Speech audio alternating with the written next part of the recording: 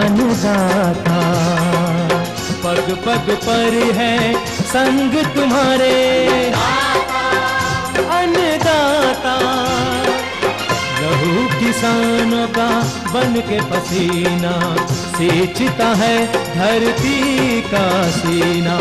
मेहनत का तेरी हक दिलवाने, नई तकनीक नई खोज बताने। पशुधन को गुणवान बनाना, पौध सुरक्षा को सिखलाना, खेती के सब गुर समझाने, भारत का सरताज बनाने। आठों पहर है संग तुम्हारे अन्नदाता अन्नदाता। नमस्कार, मैं शालिनी आप सभी दर्शकों का अन्नदाता कार्यक्रम में स्वागत करती हूं। हर रोज की तरह आज भी हम कार्यक्रम में लेकर के आए हैं खेती बाड़ी से जुड़ी हुई बहुत सी लाभकारी जानकारियां। तो चलिए सबसे पहले देखते हैं कि क्या है विशेष आपके लिए आज के कार्यक्रम में। धान की फसल में लीफ कलर चार्ट के आधार पर उर्वरकों का प्रयोग। ओल की फसल में अधिक उत्पादन के लिए किए जाने वाले समसामयिक कार्य।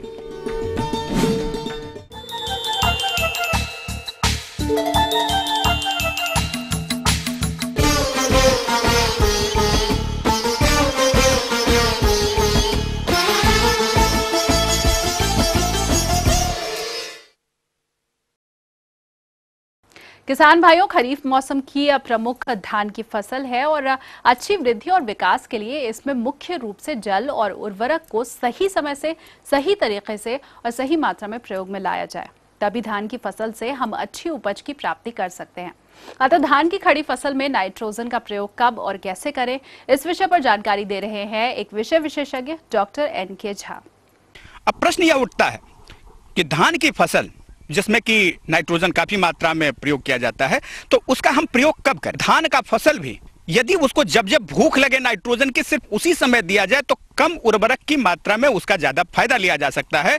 और उसके लिए एक नई तकनीकी आई है, उस तकनीकी का नाम है कि लीफ कलर चार्ट के आधार पर उसका। यह हमारे हाथ में एक पट्टी आप देख रहे होंगे, यही है लीफ कलर चार्ट। इसमें यदि आप देखिए तो ये 4 सेंटीमीटर और 2.5 सेंटीमीटर आकार का छोटी छोटी इस पर 6 पट्टिकाएं बनी हुई हैं, जिसमें कि ऊपर की जो पट्टी है वो हल्के हरे रंग की कहिए और नीचे वाला काफी गहरे हरे रंग की है। यदि हम इस लीफ कलर चार्ट को देखें तो इसमें इसके बगल में ये नंबर लिखा हुआ है, 1 number, 2 number, 3 number, 4 number, 5 number, 6 number. इसमें से ये 4 नंबर को हम क्रिटिकल वैल्यू कहते हैं। आप जो है क्या कहते हैं, अपने खेत में जाएं और 10 पौधे को सेलेक्ट कर लें। जैसे कि आप यहाँ पर देख रहे होंगे कि इस पेड़ को हमने सेलेक्ट किया है, तो यहाँ पर आप एक हमने कुछ निशान के लिए एक लकड़ी यहाँ खोस दिया है। आप टैग भी लगा सकते हैं, किसी भी तरह से इसे पहचान के लिए कुछ न कुछ साधन रखिए और पूरे खेत भर में 10 पौधे का आपको चयन करना है।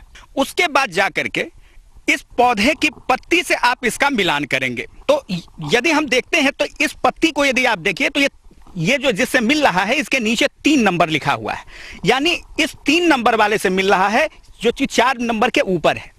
इसी तरह से उन 10 पौधों में से देखिए कि कितने पौधे 4 नंबर के ऊपर वाले से मिलान कर रहे हैं और कितने पौधे ऐसे हैं जो कि 4 नंबर के ऊपर यानी 5 नंबर और 6 नंबर से मिल रहे हैं। इसमें से यदि यह 4 नंबर वाले से आपको ये पत्ती का रंग मिल रहा है और खास करके 10 में से 6 पौधा या उससे अधिक पौधे यदि 4 नंबर के नीचे वाले से मिलान कर रहे हैं, यानी 1 नंबर, 2 नंबर, 3 नंबर, 4 नंबर से मिल रहे हैं, तो ऐसी स्थिति में किसान भाइयों आपको चाहिए कि 23 किलोग्राम नत्रजन यानी कि 50 किलोग्राम यूरिया का आप 1 हेक्टेयर खेत में छिड़काव कर दें। और यह प्रक्रिया आपको हर एक जो है क्या कहते हैं एक इंटरवल पर 7-10 दिन के इंटरवल पर आपको खेत में जा करके यह आपको प्रेक्षण करना पड़ेगा। और जिस समय आपको ऐसी स्थिति लगती है उस समय आप वही 50 केजी यूरिया यानी 1 बोरी यूरिया का उपरवेशन आप पूरे 1 हेक्टेयर क्षेत्र में कर देंगे। लेकिन यह अभी इसका एक लिमिटेशन है। लिमिटेशन इसका यह है कि यह जो आपको लीफ कलर चार्ट है वह जब हाइब्रिड वेराइटी के ऊपर आप प्रयोग करते हैं तो उसमें उतना सफल नहीं पाया जाता है। इसीलिए मैं आपसे निवेदन करना चाहूंगा, आपको एक सुझाव देना चाहूंगा कि इसका उपयोग जो सामान्य धान की प्रजातियां हैं उस पर आप करें तो वह ज्यादा उपयोगी होगा। और यह कब से कब तक करना है, तो 14 दिन की उम्र से हमने बताया कि यह प्रक्रिया आप शुरू करेंगे। 7-10 दिन के अंतराल पर यह प्रक्रिया करेंगे और यह प्रक्रिया जब आपका बाली फूटने लगता है उसके बाद आपको यह प्रक्रिया करने की आवश्यकता नहीं है। प्रश्न उठता है कि किस प्रकार से हम इसका उपयोग करें।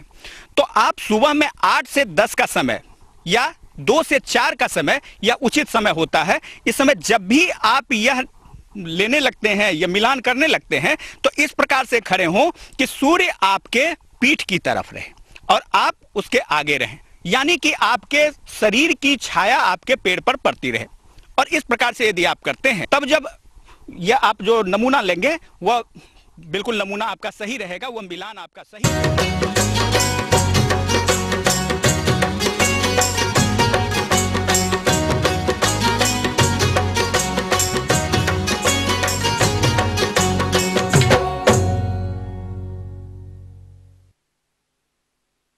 ओल, जैसे कि जिमीकंद के नाम से भी जाना जाता है, इसकी खेती अपने प्रदेश में अच्छे खासे क्षेत्र में की जाती है।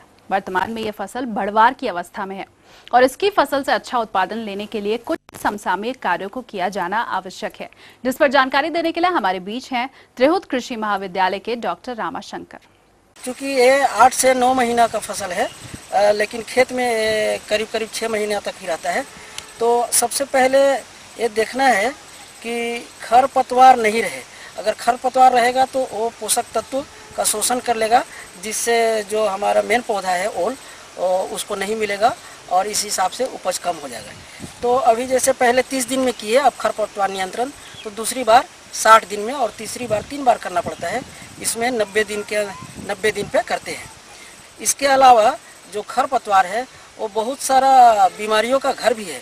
उस पर बहुत सारा जो ओल पे बीमारी लगाते हैं वो खरपतवार में आके पहले से बैठे रहते हैं, तो इसलिए खरपतवार का नियंत्रण बहुत ज़रूरी है। तो अभी दूसरी बार 60 दिन पे खरपतवार का नियंत्रण करेंगे और करीब 50 से 60 दिन पर ही जो मेरा फर्टिलाइज़र का दूसरा डोज होगा वो हम इसमें देंगे। खरपतवार नियंत्रण करने के बाद में वो पौधा से पौधा, इसमें ब्रॉडकास्टिंग नहीं करते हैं, वो पौधा के चारों तरफ जैसे खरपतवार नियंत्रण कर दिए और उसके बाद पौधा के चारों तरफ हम मेरा 3 से 5 ग्राम यूरिया और पोटास का भी वो 3 से 4 ग्राम पोटास का डोज हम दूसरी बार देते हैं। उसके बाद मिट्टी से उसको ढक देते हैं। इसके बाद में देखते हैं सिंचाई। ऐसे तो खरीफ सीजन में, खरीफ के मौसम में पानी ऐसे हो जाता है, लेकिन अगर इन केस नहीं हुआ तो देखते हैं कि उसमें मॉइस्चर है कि नहीं। तो अगर 15-20 दिन तक बारिश नहीं हुई तो एक हल्की सिंचाई करते हैं। इसमें जब भी सिंचाई करेंगे हल्की ही सिंचाई करेंगे, क्योंकि ये पौधा है, इसका मेन जो इकोनॉमिक प्रोडक्ट है वो ज़मीन के अंदर होता है। इसलिए इसमें अगर ज़्यादा सिंचाई कर देंगे, फ्लडिंग मेथड से कर देंगे, तो वो मिट्टी ही हो जाएगा, भारी हो जाएगा और उसका जो ट्यूबर का बढ़वार है वो रुक जाएगा, उतना नहीं होगा। इसलिए जब भी सिंचाई करते हैं तो इसमें हल्की सिंचाई करते हैं। और एक बात ध्यान रखने की ज़रूरी है, सिंचाई से ज़्यादा ध्यान रखना है हमको उसके ड्रेनेज पे, उसके निकास पे, पानी के निकास पे। अगर पानी लग गया पौधों के बीच में तो फिर ये पौधा के लिए बहुत, ओल के पौधा के लिए बहुत नुकसानदायक होता है, क्योंकि मिट्टी को ये भारी कर देता है, कम्पैक्ट हो जाता है। इसलिए जो उसका इकोनॉमिक प्रोडक्ट है, ट्यूबर है, उसका बढ़वार रुक जाता है। इसके बाद मेरा आता है प्लांट प्रोटेक्शन, पौधा संरक्षण। तो इसमें कोई वैसा कीट नहीं है जो ज़्यादा हानिकारक हो, लेकिन कुछ बीमारी है। एक लीफ ब्लाइट दिख रहा है, जैसे इसको आप देख सकते हैं, ये लीफ ब्लाइट है। तो लीफ ब्लाइट, कॉलर रोट या मोज़ेक जो भी लगेगा, उसके लिए एक बहुत ही अच्छा इफेक्टिव कंट्रोल मेथड है। उसके लिए हम लोग को फेनिट्रोथियन 0.05% और उसमें मैंकोजेब 0.2% का घोल मिलाकर जब भी इन्फेस्टेशन हो जाए वो कीट का, जब कीट बीमारी दिखने लगे उस समय एक बार छिड़काव कर दीजिए। दोनों को मिला के फेनिट्रोथियन 0.05% एंड मैंकोजेब 0.2% का घोल बना के आप उसको छिड़काव कर दीजिए। उसके अगर बीमारी नहीं जाता है तो 15-20 दिन के बाद फिर दूसरा कर देंगे छिड़काव, तो बीमारी पूरी तरह से चला जाएगा। इस तरह से मेरा पौधा संरक्षण हो जाएगा और फिर आप अच्छा उपज प्राप्त कर सकते हैं। तो ये थी कुछ उपयोगी जानकारियां। अब लेंगे एक छोटा सा ब्रेक, जल्द हाजिर होंगे।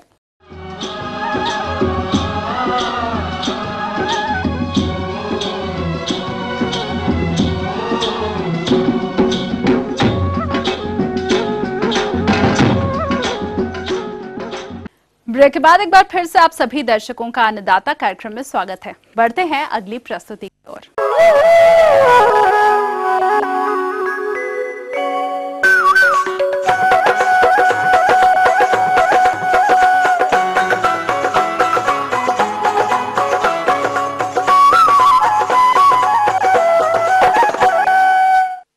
कृषि से व्यवसाय के रूप में प्रदेश के बहुत से किसान भाई मुर्गी पालन से जुड़े हुए हैं और इससे अच्छा लाभ भी कमा रहे हैं। इसी लाभ को ध्यान में रखते हुए जो किसान बैकयार्ड मुर्गी पालन करना चाहते हैं तो उन्हें वैज्ञानिक बिंदुओं को ध्यान में रखना जरूरी होगा, जैसे उन्नत नस्लों का चुनाव, आवास, आहार, देखरेख इत्यादि। अगर किसान इसमें किसी भी प्रकार की लापरवाही करेंगे तो ये व्यवसाय कम लाभकारी होगा। अतः बैकयार्ड मुर्गी पालन के विषय पर जानकारी देने के लिए हमारे संवाददाता ने संपर्क किया एक कृषि वैज्ञानिक डॉक्टर पंकज कुमार से। ग्रामीण मुर्गी पालन योजना के तहत अथवा घर के पिछवाड़े में मुर्गी पालन योजना के तहत बैकयार्ड मुर्गी पालन जिसको कहा जाता है, उसके तहत आप मुर्गी पाल सकते हैं। इसमें बिल्कुल ही कम लागत में आप शुरू कर सकते हैं। चाहे आपके पास 200-500 रुपए है, उसमें भी आप चाहे तो ये मुर्गी पालन शुरू कर सकते हैं। या अगर ऑर्गेनाइज रूप में थोड़े से अगर आपके पास पूंजी है तो 10 से 15 हजार रुपया में छोटा सा बांस बल्ला से जोड़कर एक फार्म बना करके मुर्गियां रखकर उसका पालन कर सकते हैं। घर के पिछवाड़े में बैकयार्ड मुर्गी फार्मों के लिए झारखंड के लिए, बिहार के लिए जो अनुशंसित हमारी नस्लें हैं मुर्गियों की, बिना किसी ज्यादा इनपुट के की जा सकती है, वो है बनराजा एवं ग्रामप्रिया। भारत की मुर्गी परियोजना निदेशालय, project directorate on poultry Hyderabad के द्वारा विकसित की गई नस्लें हैं जो बिहार के लिए सर्वथा उपयुक्त हैं। अगर आप छोटा सा फार्म बनाना चाहते हैं तो उस फार्म में जो फीडर या ड्रिंकर आता है, बाजार में प्लास्टिक का फीडर और ड्रिंकर उपलब्ध है, इस दोनों का प्रयोग करके आप छोटे से घर में आप चाहिए तो पाल सकते हैं।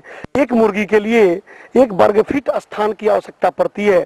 अगर अंडा के लिए रखे हुए हैं तो 2.5 वर्ग फीट प्रति मुर्गी की दर से स्थान की आवश्यकता पड़ेगी अंडोत्पादन के लिए। ग्रामप्रिय नस्ल की मुर्गियां एक वर्ष में ये लगभग 180 अंडे तक देती हैं। इनकी अंडोत्पादन क्षमता आपकी गांव वाली मुर्गियों से लगभग 3 गुनी 4 गुनी हो जाती है। दूसरा, गांव की मुर्गियां जो हैं वो 1 वर्ष के बाद उनका शारीरिक वजन 1.5 से 2 किलो के आसपास होता है। लेकिन ये उन्नत नस्ल की देसी मुर्गियां जो हैं बनराजा और ग्रामप्रिय, इनका शारीरिक वजन लगभग 3 से 3.5 किलो के आसपास हो जाएगा। सिस्टम में अथवा एक्सटेंसिव सिस्टम में तीनों पद्धति में पाल सकते। उसमें नीचे बिछाली बिछा दीजिए, कुन्नी का बिछाली 4 से 5 इंच मोटी या फिर धान का भुस्सी जो गांव में बिछा करके और उसमें आप मुर्गियों को रख करके पाल सकते हैं। फीडर को आप हैंगिंग पोजीशन में दाना का बर्तन रखा जाता है ताकि मुर्गियां अपने आवश्यकता अनुसार उसमें से दाना चूक सकें। ड्रिंकर को जमीन पर तनको और उसको प्रत्येक दिन अथवा 1 दिन के अंतराल पर उसके स्थान को बदल दिया जाता है, क्योंकि पानी पीने के क्रम में जो पानी गिरेगा कुन्नी पर या धान के भुस्सी पर जो गिरेगा वहाँ नमी पैदा करती है और नमी कई तरह हो गई। इसमें आप मुर्गी रख करके और आप फार्म खोल सकते हैं। 1 दिन के चूजे आप चाहिए तो बिहार पशु चिकित्सा महाविद्यालय पटना से आप प्राप्त कर सकते हैं या फिर रांची पशु चिकित्सा महाविद्यालय रांची झारखंड से आप प्राप्त कर सकते हैं 1 दिनी चूजे। इसे आप लेकर के पालें। 6 महीने के चूजे हो जाने पर इनमें अंडोत्पादन शुरू हो जाता है। प्रारंभ में अंडों का आकार छोटा होता है, लेकिन अगले 1-1.5 महीने के बाद अर्थात अंडा देना शुरू करते हैं, उसके 30 से 35 दिनों के बाद इनके अंडे का औसत वजन 60 से 65 ग्राम होता है, जबकि देसी मुर्गियों का अंडे का औसत वजन 35 से 40 ग्राम होता है। और अंडों का रंग भी बिल्कुल गांव वाली मुर्गियों की तरह भूरा अंडा होता है, जिससे कि आपका बाजार भाव भी उत्तम मिलता है, अधिक मिलता है। जहां तक इसकी आहार व्यवस्था की बात है तो जो आप ब्रॉयलर फार्म के लिए अर्थात उजली मुर्गियां जो पाली जाती हैं मांस उत्पादन के लिए, उसके लिए जो आहार बाजार में उपलब्ध है वही आहार ब्रीडर राशन या फिर ग्रोअर राशन अथवा फिर लेयर राशन के नाम से उपलब्ध है। वो राशन आप बाजार से लेकर के और दे सकते हैं। 1 दिन वो चूजों को जो आप ला कर रखते हैं उसके लिए अलग से मैस राशन, पतला दाना रहता है, जिससे एक दिन चूजे एक हफ्ते तक या 10 दिन तक अच्छे से उसको चुग पाते हैं और खा पाते हैं। वो राशन आप उसे लेकर के दीजिए। राशन खरीदने में, दाना लेने में एक चीज का किसान भाई अवश्य ध्यान दें कि वो दाना आप कभी उच्च स्तरीय दुकान से खरीदें। अंडों के रखने के लिए वो कूट का बना बनाया आता है, गत्ते की बनी हुई, जिसमें अंडे बहुत बढ़िया से रखे जाते हैं। वो आप बाजार से बिल्कुल ही कम कीमत में खरीद सकते हैं। चाहे आप बैकयार्ड पोल्ट्री फार्मिंग करते हो या छोटे स्तर पर मुर्गी फार्म खोले हुए हो, उसमें अगर अंडे आप रखते हैं तो सुरक्षित रहेंगे। ये अंडे आप बाजार में बेचकर अच्छी आमदनी प्राप्त कर सकते हैं। इसके मांस का टेस्ट भी बिल्कुल गांव वाली मुर्गियों की तरह ही होता है। इसके अंडे का स्वाद भी गांव वाली मुर्गियों की तरह होता है। इसलिए इसकी मांग सर्वाधिक होती है देहात में, गांव में के बाजार में, और इसके बाजार के लिए कोई चिंता की जरूरत नहीं है और अधिक से अधिक आमदनी इससे प्राप्त होती है। तो कम लागत में अधिक उत्पादन प्राप्त करके आप इस व्यवसाय को आगे बढ़ा सकते हैं, कर सकते हैं।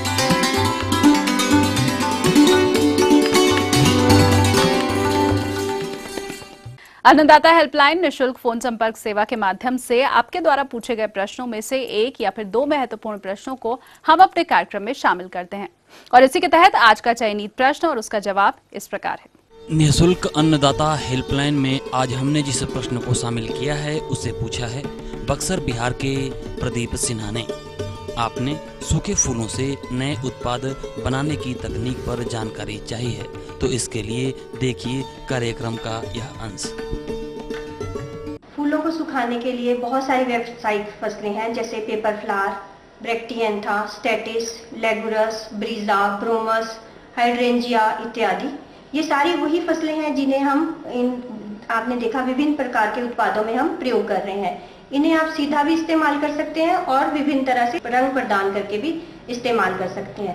इसमें ड्राइड फ्लावर्स के लिए जो इस्तेमाल हो रही हैं चीजें, उसमें ना सिर्फ कमर्शियल क्रॉप्स है, बल्कि आपके वनों घाटियों में बहुत सारी इस तरह की घास है, फर्न है, कोन इत्यादि हैं, जिन्हें हम कश्तियां भी कहते हैं, उसका भी आप इस्तेमाल कर सकते हैं। फूलों को सुखाने की वैसे तो बहुत सारी विधियां हैं, उनमें से प्रेस ड्राइंग एक है। प्रेस ड्राइंग के लिए हमें इस तरह की हर्बेरियम प्रेस चाहिए होती है, जो कि लकड़ी के दो अलग अलग फट्टे हैं।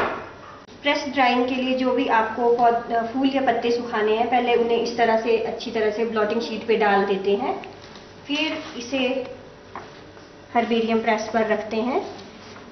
इसके बाद और ब्लॉटिंग शीट लगाते हैं ताकि इसकी नमी इसमें अच्छी तरह से समा जाए, और उसके बाद हर्बेरियम प्रेस को बंद कर देते हैं और लगभग एक सप्ताह के लिए हम इसे बंद करते हैं, लेकिन बीच में खोल के देख लेते हैं ताकि कोई भी पौधे में या फूल में कोई फंगस इत्यादि ना लगे, और लगभग एक हफ्ते बाद ये फूल सूख जाएंगे। फूलों को सुखाने की एक और अत्यंत ही सरल विधि है हवा में सुखाना या एयर ड्राइंग। इस विधि के लिए हमें इस तरह का एक हैंगर चाहिए होता है, जिसमें हम बीच में रस्सी बांध देते हैं और फूलों को इस पे लटका देते हैं। इस विधि के लिए वही फूल उपयुक्त हैं जिनकी पत्तियां काफी सख्त होती हैं। इसके अतिरिक्त इसमें आप विभिन्न तरह की घास भी सुखा सकते हैं। लगभग 10 या 15 दिन के अंदर ये इस तरह से गुच्छे में ये घास सूख जाती है। जैसा कि आप देख ही रहे हैं, एयर ड्राइंग विधि द्वारा हमने ये अलग अलग तरह की लेगुरस, ब्रीजा और ब्रोमस घास को सुखा दिया है, और इस तरह से आप इस घास को काफी महीनों तक सुरक्षित रख सकते हैं। इसके बाद अगर आप चाहें तो इनको अलग अलग तरह से डाई या रंग भी प्रदान कर सकते हैं। फूलों को सुखाने की एक नवीनतम विधि का नाम है माइक्रोवेव ड्राइंग। इस विधि द्वारा फूलों का रंग बहुत ही सुरक्षित रहता है और बहुत ही कम समय में फूल सूख जाते हैं, लेकिन इसके लिए हमें स्पेशली डेसिकेंट की आवश्यकता होती है, जो कि केमिकल्स होते हैं जिसके अंदर दबा के हम फूलों को सुखाते हैं। जैसा कि आप देख ही रहे हैं, ये हमारे पास सिलिका जेल है, इसके अंदर हम अलग अलग तरह के फूलों को डाल रहे हैं। इसके पश्चात हम माइक्रोवेव के इस बर्तन को, जिसमें कि हमने फूलों को दबाया है, माइक्रोवेव में 2 या 3 मिनट के लिए सुखाने के लिए डाल देते हैं।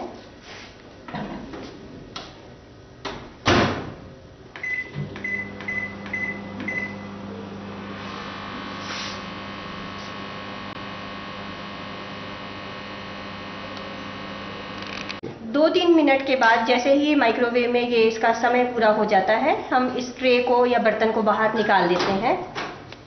या तो इसे 24 घंटे या 48 घंटे या 70 घंटों के लिए हम रख देते हैं। इस चीज़ को सेटिंग टाइम कहते हैं। फूलों के रंगों में और अधिक विविधता लाने के लिए इसे कई तरह से रंगाई भी की जा सकती है। इसमें हम बहुत सारे रंगों का इस्तेमाल करते हैं, जैसे कि फैब्रिक डाइस है जो कि कपड़े रंगने वाले रंग है, फूड डाइस है खाने वाले हैं, बायो कलर्स है जो कई तरह के पौधों से निकलते हैं, जैसे कि अनार हो गया, बीट रूट हो गया, और इसके अलावा हल्दी, कॉफ़ी इत्यादि का भी हम प्रयोग कर सकते हैं। बहुत सारे केमिकल्स भी ऐसे जो इंडिकेटर डाइस है उनका भी हम प्रयोग कर सकते हैं। तो ये सारा हम प्रोसेस अभी आपको दिखाएंगे। फूलों में रंग चढ़ाने के लिए आप जैसे कि ये देख ही रहे हैं, पहले पानी को हम उबालते हैं और उसमें फिर रंग डाल देते हैं। ये रंग 2 से 3 ग्राम प्रति लीटर डाला जाता है। जैसे ही पानी उबलने लग जाता है, जो फूलों की डंडियां हैं या घास है आपको जिसमें भी रंग प्रदान करना है, उसे आप इसमें अच्छी तरह से डुबोते हैं। और जब आपको लगता है कि ये रंग भली भांति चढ़ गया है, तो ये फिर फूलों के पूरे गुच्छे को आप निकाल के बाहर छाया में ब्लॉटिंग शीट पे सुखा सकते हैं। जब आपका फूल बहुत अच्छी तरह से रंग हो गया हो, उसको आप निकाल के ब्लॉटिंग शीट पे डाल के इस तरह से सुखा सकते हैं। आप देख ही रहे हैं कि यहाँ तरह तरह के रंग फूलों को जो हमने किए हैं, कई घास भी हैं इसमें उनको किया है। तो ये 2-3 दिनों के लिए हम इसको यहाँ पर सुखा देंगे। फिर ओएसिस के टुकड़ों को आप किसी भी टोकरी में अच्छी तरह से नीचे भर देते हैं। ध्यान इस बात का रहे कि वो अच्छी तरह से फिक्स हो जाए और ढीला ना रहे। रंग किए हुए फूलों को आप अपने हिसाब से, जिस तरह की भी आपने संरचना बनानी है या टोकरी बनानी है, उस तरह से आप इनको प्रयोग कर सकते हैं। इसमें आप देख रहे हैं कि हमने बहुत अलग अलग तरह के फूलों का इस्तेमाल किया है। बीच में जो ये पक्षी लगाया है, ये कोन है जो शंकु होता है पेड़ों पर, उससे एक पक्षी बनाया गया है। और ये पीछे अलग अलग तरह की हमारी जो घास हैं, बीच में कुछ फूल है, पेपर फ्लावर है, मोलुसेला है, बहुत सारी चीज़ों का प्रयोग किया गया है। और ये इस तरह की टोकरियाँ बिल्कुल अब बाजार में बेचने के लिए ये तैयार है। तो किसान भाइयों, आप भी इस तकनीक को अपनाकर अपनी आय बढ़ा सकते हैं।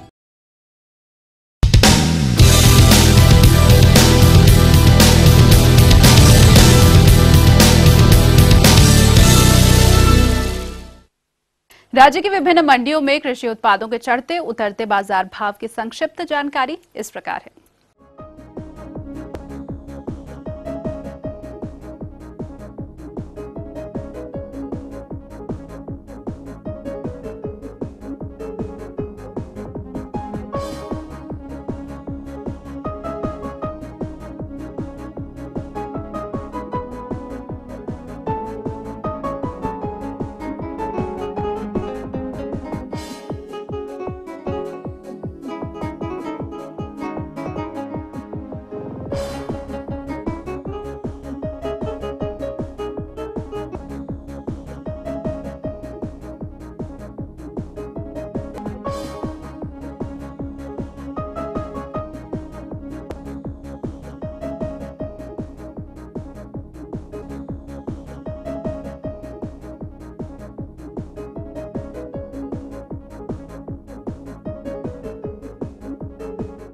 और आइए अब देखते हैं कल दिखाए जाने वाले कार्यक्रम की मुख्य झलकियां।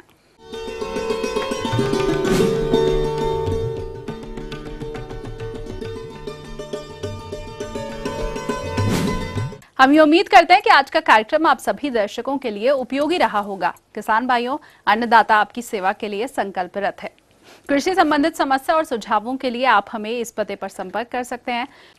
प्रोड्यूसर अन्नदाता, ETV Bihar Jharkhand, Ramoji film city, Hyderabad 501512। साथ ही आप हमें ईमेल भी कर सकते हैं। हमारा ईमेल आईडी है annadatabihar@etv.co.in। इसके अतिरिक्त आप हमें निःशुल्क हेल्पलाइन नंबर 180010084599 पर सोमवार से शनिवार सुबह 10 से शाम 4 बजे के बीच संपर्क कर सकते हैं। तो फिलहाल अन्नदाता की पूरी टीम को दीजिए इजाजत। कल फिर से इसी समय आपसे मुलाकात होगी कृषि संबंधित कुछ और रोचक जानकारियों के साथ। नमस्कार।